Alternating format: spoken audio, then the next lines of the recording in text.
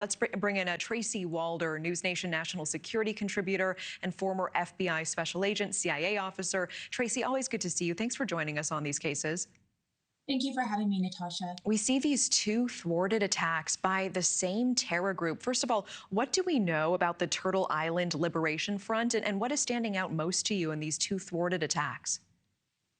I think what we know really about them is that they seem to be anti-capitalist, anti-government, sort of anti-Israel. That's really the vibe we are getting about them.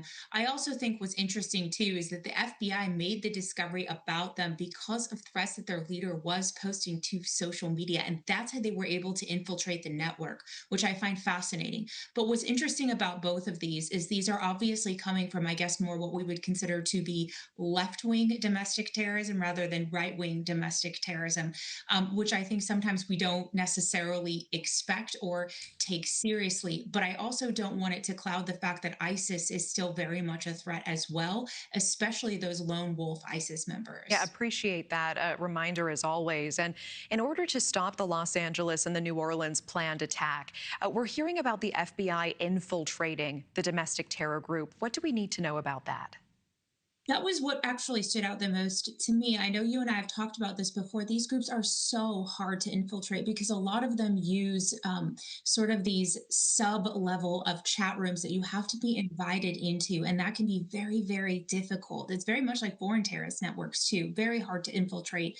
It sounds like Audrey Carroll, who's sort of the leader of the group, was actually making threats openly on social media, caught the attention of the FBI, and the FBI essentially put in an undercover agent into the group, was able to infiltrate them, and was wearing a wire. And that's how they knew when to move in when the bombs that they were constructing had just become operational. Let's talk about this man in the Louisiana planned attack here, the allegedly anyways. He is a former Marine. He has military combat experience. He's known as the Black Witch.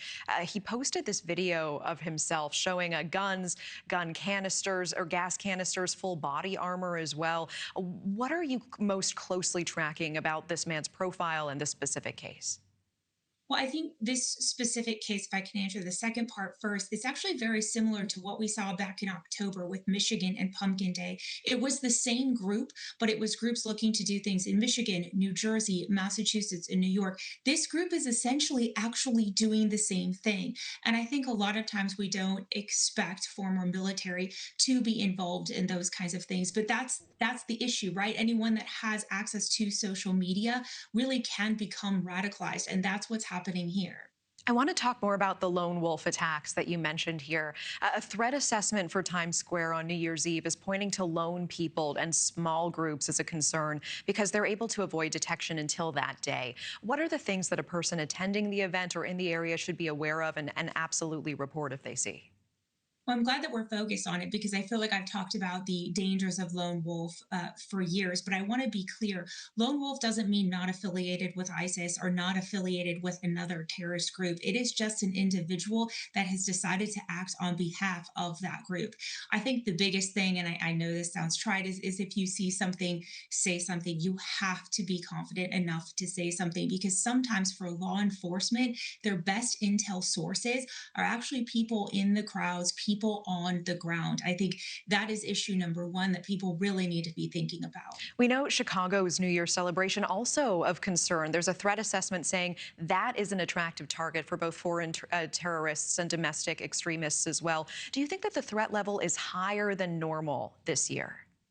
I do. And I think, I don't mean to be an alarmist, but I think any major gathering is a target and sadly will always be a target. But I think we have to remember that can't preclude us from going to these things and living our lives because that's essentially what terrorists want is to stop us from doing that. So I do think that the threat is higher, particularly because of what we saw in New Orleans last year, particularly because of what happened in Bondi Beach, things happening on specific holidays. I absolutely think that the threat is higher this year. Thank you for watching. Subscribe below and download our NewsNation app right now on your phone, and you will get fact-based, unbiased news for all Americans.